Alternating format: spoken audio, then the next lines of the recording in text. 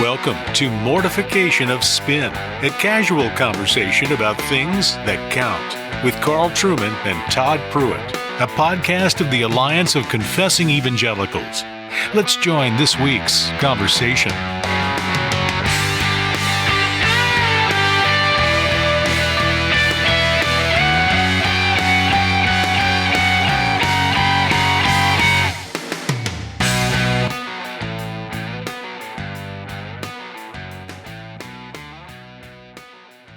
Well, welcome to Mortification of Spin. My name's Carl Trueman. I'm professor of Biblical and Religious Studies at Grove City College in beautiful Western Pennsylvania, and I'm here as always with my long-standing good friend and major pastor. That's a direct quote from Megan Basham. Yes. Todd Pruitt, pastor of Covenant Presbyterian Church in Harrisonburg, Virginia. I got that word perfect. You got it right. You know, it always astonishes me, Carl, after having known you for these many years, you still, every once in a while, stumble over just some of that basic information about me. Yeah, well, it's PCA. It's filed away in the trivia in the back of my mind. It takes a while to pull out. It very much makes me feel unloved. I want that out there.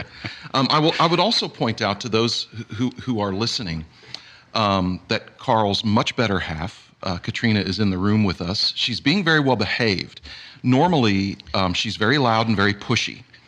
But we've given her a cup of Lipton, which is her favorite tea, and a Mad magazine, and she seems to be doing just fine over there. Hi, Katrina. Katrina's from Scotland, and she's mentioned before in the past what a Glasgow smile is, and it sounds Glasgow kiss. A Glasgow kiss. Glasgow kiss. It sounds very, very unpleasant. So I want to tread lightly. You're heading towards one, I think. Yeah, Carl, I do have to tell our listeners one story. I have a wonderful nephew. He and his wife live in Louisville, Kentucky, and attend a fine church there. And he was overhearing a conversation recently from some people, I believe, that were in his church, and he heard them mention mortification of spin.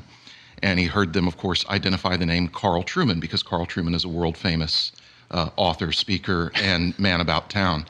And then the other thing they said was, the guy who's with him, of course, referencing me, the guy who's with him is really funny, they said. So my nephew turned around and he said, that guy is my uncle.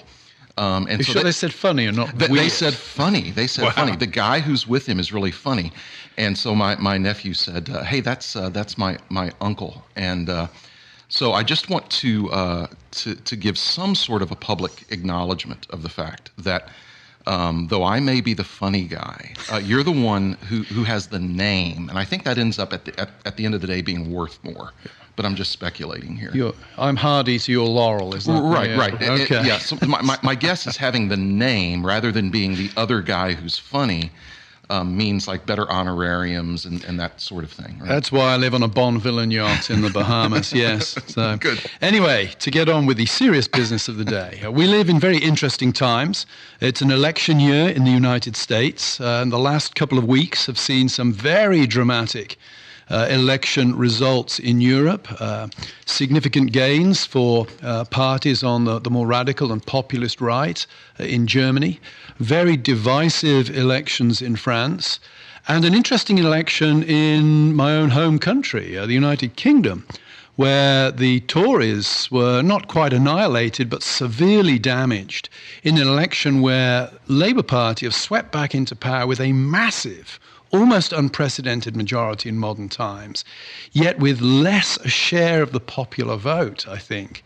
What's wrong with those people over there, Carl? Well, what's happened is the Conservative Party vote has collapsed, but it has not gone to the Labour Party. And in the midst of all this, of course, in all of these countries, the Lord has his people. There are Christians in all these countries wrestling with, what do we do in a time of highly divisive politics? How do we think about church and state? How do we think about, what does it look like to be a faithful Christian, but also a faithful contributor to the civic sphere and to the political sphere? And that's why it's a real pleasure today to have Professor Miles Smith with us. Professor Smith is assistant professor of history at the great Hillsdale College in Michigan that many of you will be very familiar with. And he's recently published a book, Religion and Republic, which is wrestling with a lot of the kind of pressing issues that ordinary Christians are struggling with at this time. As I said, how do you be a faithful Christian witness in times of terrible political polarization, where the stakes seem terribly high? So it's great to have you with us, Miles. Thanks very much for joining us. Well, thank you for having me, Todd, and Dr. Truman, so appreciate it. It's always a cliche to start by asking, why did you write this book? John Stone Street says that's the laziest question in the book, but I think I am going to start there today. Why this book at this particular point in time? What do you think is the specific contribution that you wanted to make by writing this book? Well, I wanted to write it because I felt there was just so much confusion about the relationship between religion and politics, and especially how that interacted in the United States historically. One of the things I think was bothering me was, I admit, I tell people I wrote it because I was exasperated. There was a tendency to have these conversations on evangelical terms rather than Protestant terms.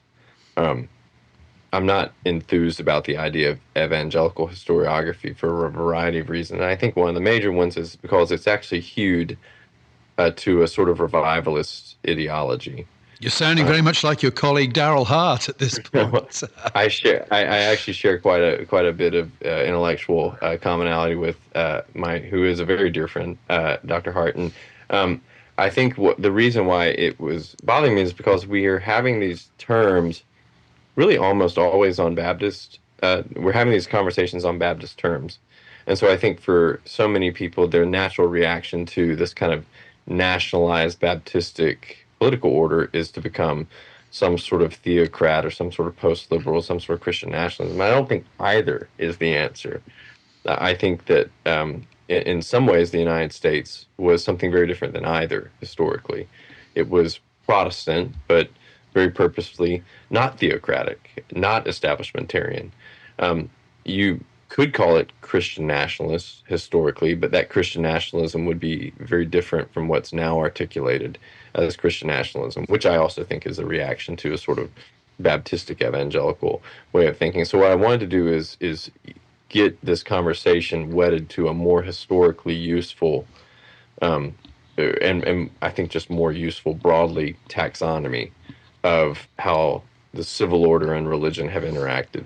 The title is very purposeful. I tell people I'm not talking about church and state. I'm talking about religion and the American Republic. And so I think even that is something that people, especially if you're from Baptist brain or evangelical brain, there's a tendency to say, okay, anytime we're talking about religion, we're talking about the church. And I'm actually someone who doesn't want the church to do politics. I think the church is, quite frankly, not competent to do politics. Mm-hmm. I think that and the people who are sometimes very much who agree with me are actually trying to get the church to do politics. So I think that what I'm a pretty I wouldn't say spirituality of the church because that's more of a Presbyterian term, but Anglicans like the idea of the independence of the church, and I definitely agree with that. Independent from the political order in specific ways. And so what I wanted to do is have this conversation in terms that weren't so both anachronistic and modernistic. Mm-hmm. And that's, you bring up anachronism, which is one of the things that has frustrated me in the current discussion in my own camp of conservative Presbyterians over this issue of the relationship of the church and the state, Christian nationalism, et cetera. Because some of my brothers who want to use or wear the moniker of Christian nationalist are doing so because they look at the Westminster Standards and say, see, they were establishmentarians, and so therefore we must be establishmentarians. Well, of course they were establishmentarians. They were, at their time and place in the world. But some of my Presbyterian fellows take that as a sort of a holy writ that therefore the disestablishment of the United States is a problem, and we need to go back to the days of a Christian prince, so to speak. And that's where I think some of the confusion comes in, is it's not just Christian nationalism, it's Christian nationalisms that we have. How would you differentiate what maybe I would refer to as a traditional historic, quote, Christian nationalism, but between some of what we're seeing in the neo-Christian nationalism movement?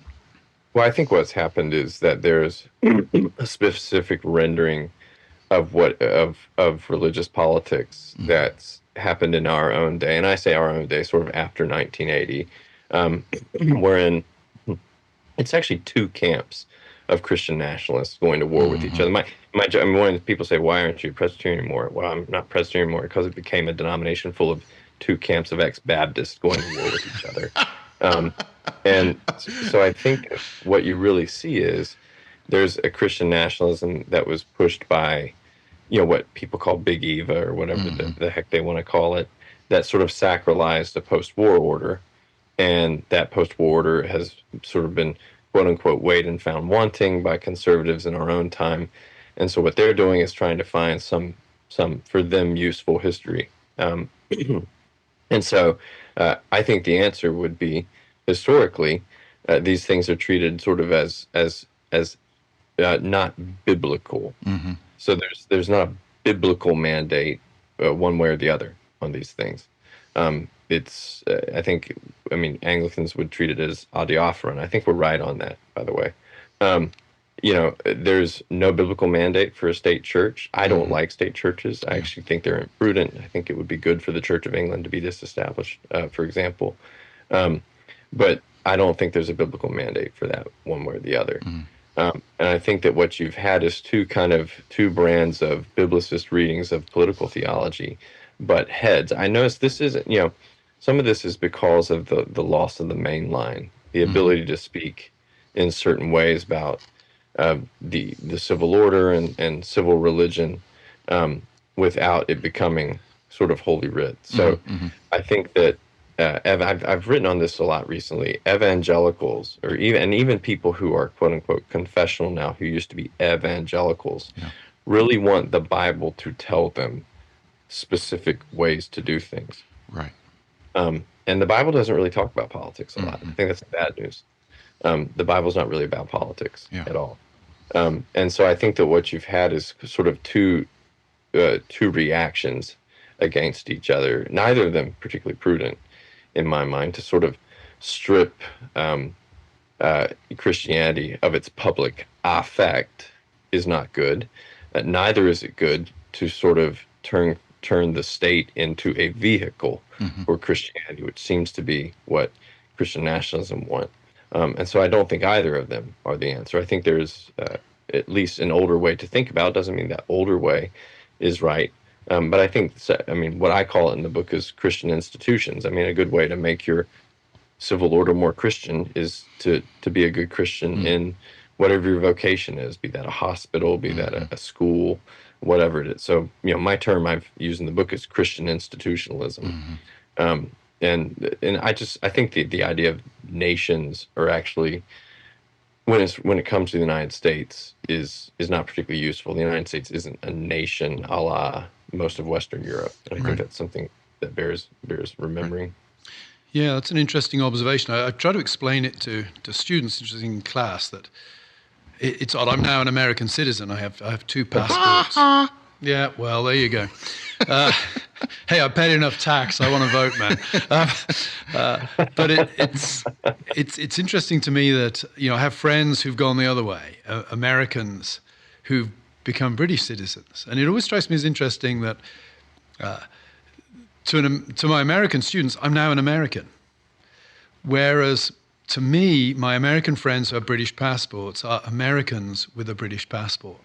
Right. And it's hard to articulate precisely what the difference is. And I certainly don't want to end up with the language of blood and soil, which has sort of all kinds of problematic connotations and wouldn't be entirely accurate. But it's very clear as an outsider that the way America imagines itself as a nation is somehow different to the way, say, an Englishman imagines. And trying to explain to Americans that, well, you call me British, but I actually don't think of myself as British. I think of myself as English. So you're making a very interesting point there, Miles. One of the things that strikes me is the anger that pervades a lot of Protestantism at the moment on surrounding these kind of issues. And I was chatting to a Catholic friend maybe 2-3 years ago, and I asked him, are you seeing the same sort of anger widespread in Catholicism that I'm seeing in Protestantism / evangelicalism relative to politics in the country? And he commented, his comment was interesting, and I wonder if you would comment on this, Miles. He said, no. He said, but then, of course, we never thought we owned the country. And I thought that was an interesting comment. And it took me back home to Britain, of course, because in Britain, the evangelicals, for want of a better term, I think it's easier to define back home, actually, we'll say nonconformists. We never thought we owned the country. And there doesn't seem to be quite the same anger back home about things politically that we see here. And the British evangelicals, for want of a better term, tended to tilt left politically because they were not Anglicans and they were excluded from the establishment. They were excluded from governing the country. Over here, it seems to me that the establishment was Protestant. And that, yeah, I can understand why some of the people with whom I have strong disagreements nonetheless feel angry because they feel something has been stolen from them. Do you think that's a plausible take, Miles, on things? Yeah, I think I would offer that there is as much anger in Roman Catholic circles. I think, obviously, at Hillsdale, we have a lot more interconnection. A lot of angry Roman Catholics. Well, I think the integralist.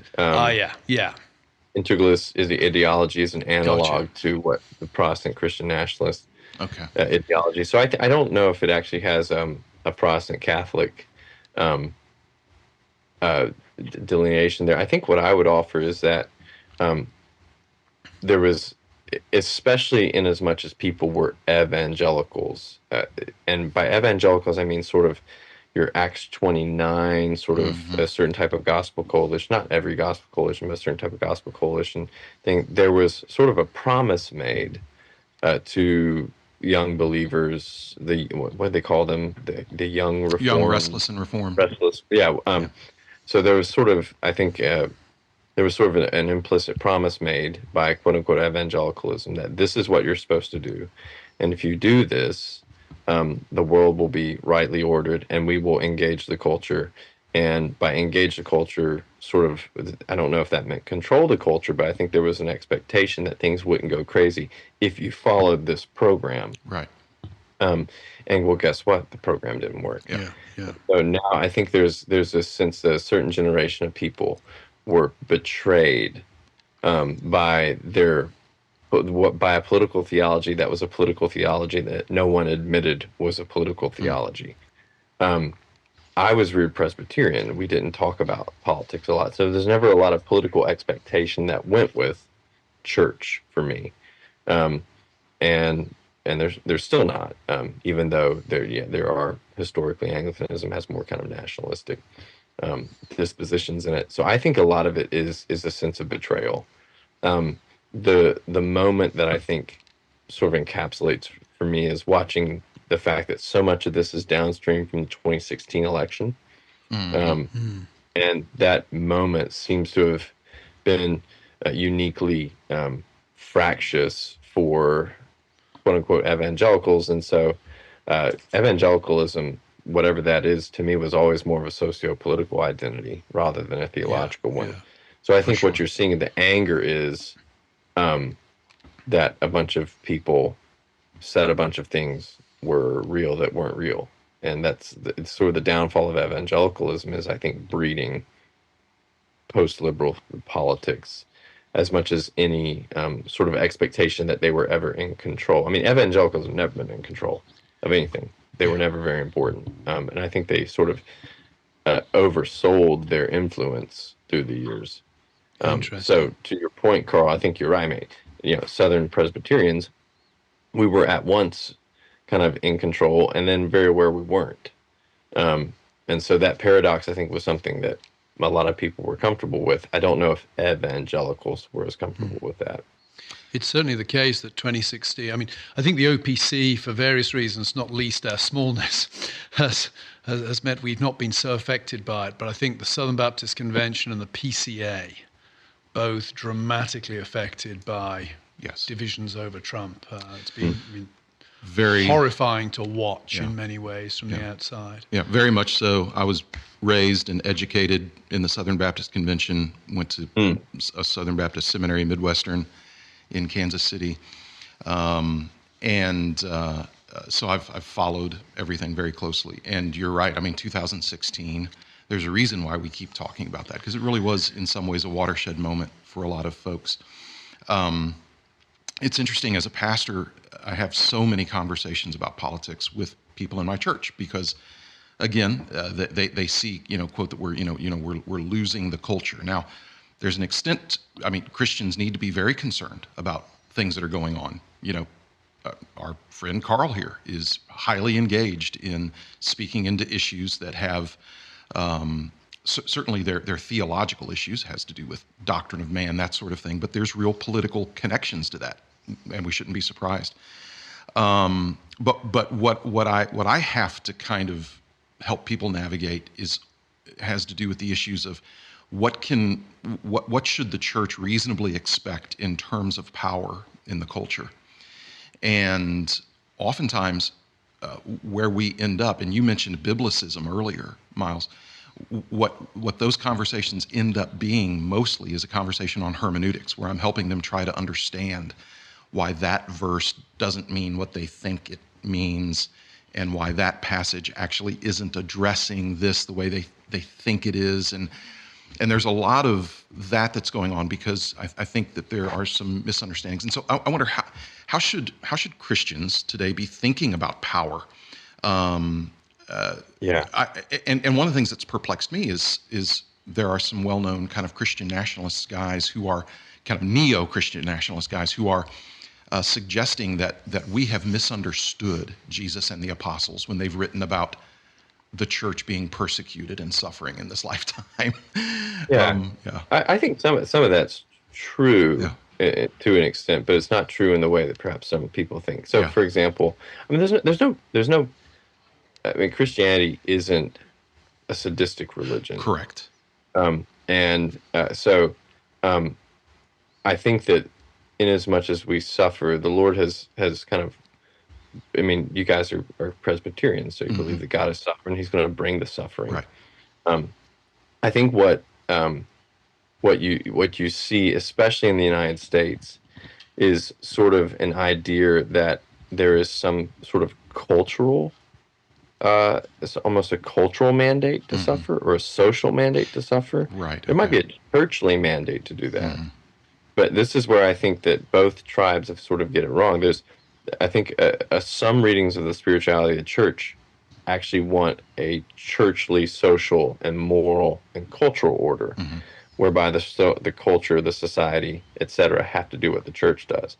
If you guys might be parents, I certainly hope you're not freaks and actually think about, oh God, I hope my kids will suffer because I make them more Christian. Right. So I think what we've done. So one brand of Christian nationalists actually wants to really statify the church, and the other brand wants some readings of this quote unquote spirituality of the church want to churchify the social and cultural moral order. And I think those need to be very, very separate. I mean, I am what a Presbyterian would call spirituality of the church. I don't want the church talking to me about politics at all. I don't really think the church understands a lot of stuff, and the culture doesn't understand a lot about church. And so there's a reason why they, need to be sort of in their respective spheres. Where there's a reason why we might say they're independent of each other, but that independence doesn't mean that the church can't speak to something. The fact that it's not in someone else's house doesn't mean I can't walk down the street and talk to them. I encourage folks. I mean, I've told people, listen, be as Christian. The way I explain it to our church is the church has a very kind of narrow mission, a very specific mission. Christians in the world have a much broader application of that mission. And so hey, if you'd be good on school board, run for the school board. If you want to run for mayor of your city and you have some gifts in accordance with that, then do that and do it as a Christian. As the church, we're not going to be having politicians in our pulpit like some churches do. Our goal is to make you disciples of Jesus Christ, and then as disciples, go out and do what disciples do in the public sphere. Isn't part of the problem today that politics is so much broader? When I was growing up in the 70s and 80s, the big political questions in Britain were, rates of income tax. Same thing in the U.S. Mix of the economy. Tax code, those kinds of things. Yep. But when the government is starting to legislate trans stuff. Right. That's right. It's, I'm a big believer in I don't want politics in the pulpit, but in some ways, I don't get to choose what the political issues are these days. And if I'm going to preach, men and women are different, which seems to me to be perfectly legitimate conclusion to draw from the Genesis narrative. Right. I am going to be political. And isn't that where some of the difficulty gets, that actually it's getting really, when Marxists make everything political, everybody has to treat everything as political. Yeah. And spirituality of the church becomes, and again, like Mars, I'd want to sort of affirm my belief in the spirituality of the church, but it becomes a contested category in itself at that point. The way I've explained it to people is, we as a church, we're not trying to get political. The problem is that it's clear that the state is trying to get religious, in intruding in these issues of humanity in creation, et cetera. And the church has always affirmed that which is natural. Right. Yeah. And I think in as much as the state attacks nature, the church, and this category is important, right? I think when we say political, we're almost always thinking about electoral politics. Yeah. Well, on some level, that which is natural is political. Right. And this church is able and competent to speak to that which is natural. The church can, civil marriage wasn't around in Britain until 1860. Guess what? The church formed families, not the state. Right. And the church baptizes children. And so in as much as the church has some sort of purview over that which is natural, it can speak to those things. I think, the 20th century was the clericalist century, not the 19th.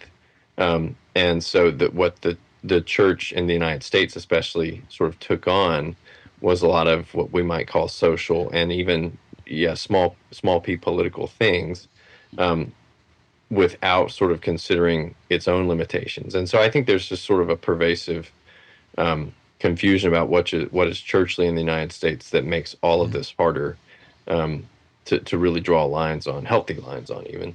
Yeah. Well, obviously this is a pressing issue. It's one that people are having lots of conversations with. I know as a pastor, I'm having political conversations with church members all the time because they're vexed, they're troubled, and rightly so. And our guest, Miles Smith, has written a book that I think will be helpful in helping you navigate some of the complexities of the issue, because it's not just about who you vote for. There are some deeper issues at stake. And in this book, Religion and Republic, Miles Smith, I think, will help you well navigate some of those deeper questions. And if you would like a copy of Religion and Republic, then please go to our website, mortificationofspin.org, and you can register to win a free copy of this book, and we would encourage you to do that. If you don't win, and I know what that's like, I never win anything. And so if you don't win, then we would encourage you to go to Amazon or one of the other sellers to get a copy of Miles Smith's book. Well, again, our guest has been Miles Smith from Hillsdale College, author of Religion and Republic. Miles, thank you so much for being with us today. Thanks. Thank you, guys. Appreciate it. Absolutely. And to our guests, thank you for joining us. If you'd like to make a contribution to the Alliance of Confessing Evangelicals so that Carl can continue construction on his vacation home, then please feel free to make a contribution, and the Alliance will work hard to continue to provide good content for you. Until then, we'll look forward to being with you next time.